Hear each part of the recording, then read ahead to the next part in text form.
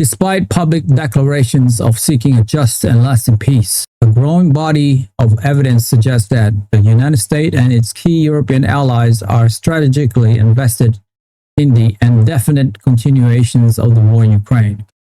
This unstated policy is not driven by a failure to find a diplomatic solution, but rather by a cold and calculated geopolitical and economic calculus that views a prolonged attritional conflict as highly beneficial to Western interests.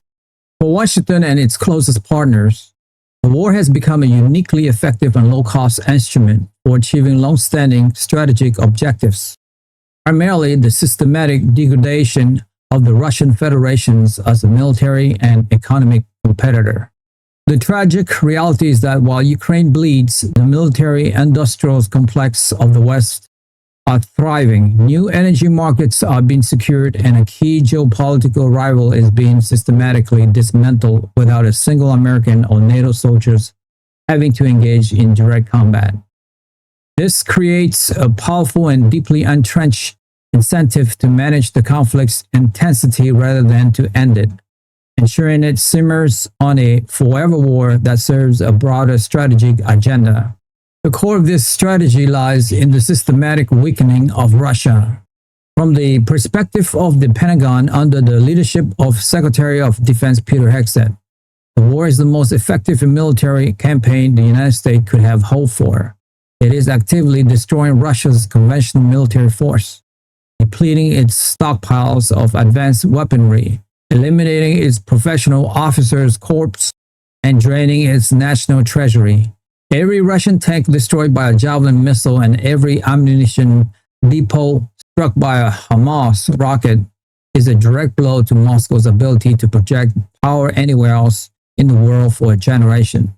This process of attrition, funded by the West but fought by Ukrainians, achieved a primary national security goal that would have been unthinkable just a few years ago. It is a proxy war in its most brutally efficient form. This viewpoint is strongly supported by Secretary of State Marco Rubio, who sees the conflict as a way to reestablish American dominance on the world stage and send a clear and unambiguous message to the other potential adversary, most notably China. A weakened, locked down Russia is a less effective partner for Beijing, and the united Western response serves as a powerful deterrent against any similar military adventurism in the Indo-Pacific. The economic motivations for prolonging the conflict are equally compelling. The war has been a staggering boon for the American and European defense industry. Companies like Raytheon, Lockheed Martin, and Northrop Grumman are experiencing record profits as Western governments place massive orders to both supply Ukraine and replenish their own depleted national stockpiles. The continuous demand for artillery shells, air defense missiles, drones, and armored vehicles has revitalized production lines that had been dormant for years, creating jobs and driving economic growth. This creates a powerful domestic lobby with a vested interest in ensuring the conflict and the associated demand for weaponry does not end prematurely. Furthermore, the war has allowed the United States to achieve a long-sought energy policy objective, displacing Russia as the primary supplier of natural gas to Europe. As Russian pipelines were shut down, American liquefied natural gas (LNG) carriers sailed in to fill the void.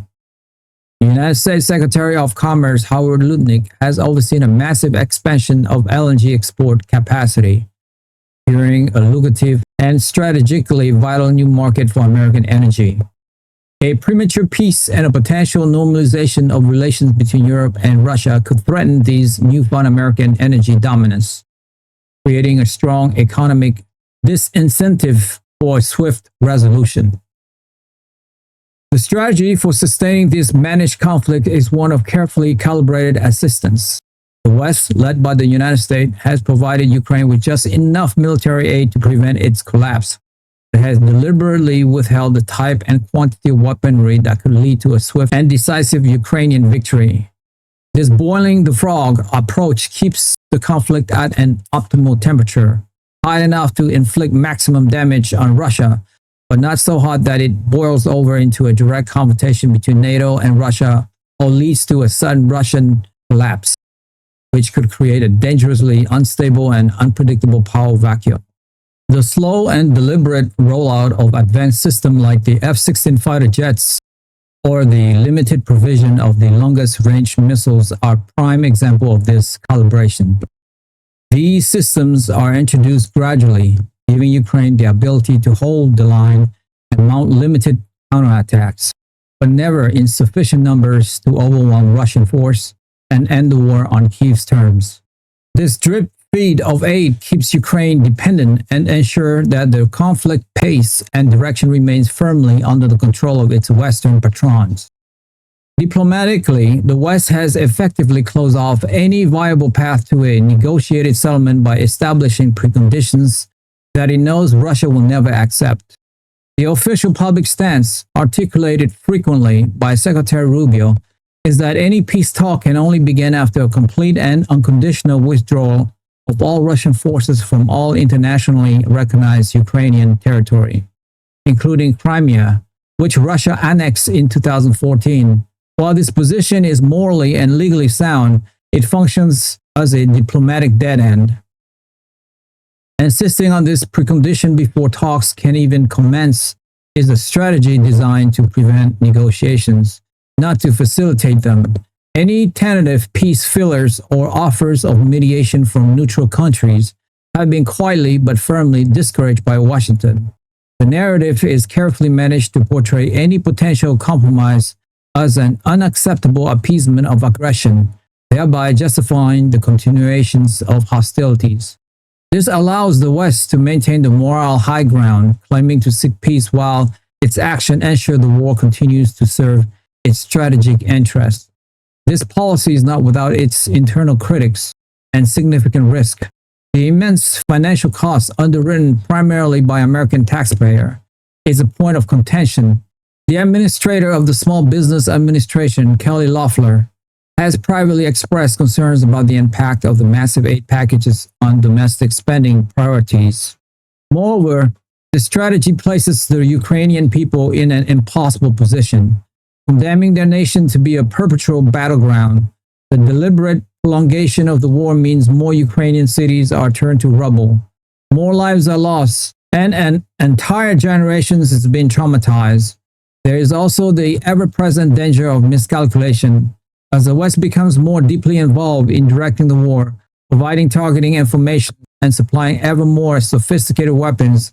The line between being a supporter and being a co-belligerent becomes dangerously blurred. Russia may eventually decide that it has no choice but to strike at the NATO logistical and command centers outside of Ukraine that are enabling the attacks on its force, an act that would trigger a cataclysmic global conflict. For now, however, the consensus within the Trump administration and its key ally governments is that the immense strategic benefits of bleeding Russia dry on the field of Ukraine outweigh these considerable risks. The war for the West has ceased to be a crisis to be resolved and has instead become a geopolitical opportunity to be exploited to its fullest potential. Many of my listeners, like 70%, haven't subscribed to my YouTube channel, and so many of you don't even know that you haven't subscribed. And that is actually what makes the show going. It's almost like you are making a donation to the show. So that's why I ask again and again, because it enables us to grow and grow and grow. And we're going for the long haul here. And listen, if this is your first time listening to Soke and Rich, you don't have to subscribe. You guys, the first ones are me. But if you have watched this show before, it's like you are a freeloader now. So all I would ask you is, if you have seen this show before and you like it, help me, help my team here. Hit that subscribe and like button now, and we will continue to build this show for you. That I swear. Thank you to all of you guys who have subscribed. It means a lot to me. Thank you so much. That's all for me for today. I will see you soon. Bye for now.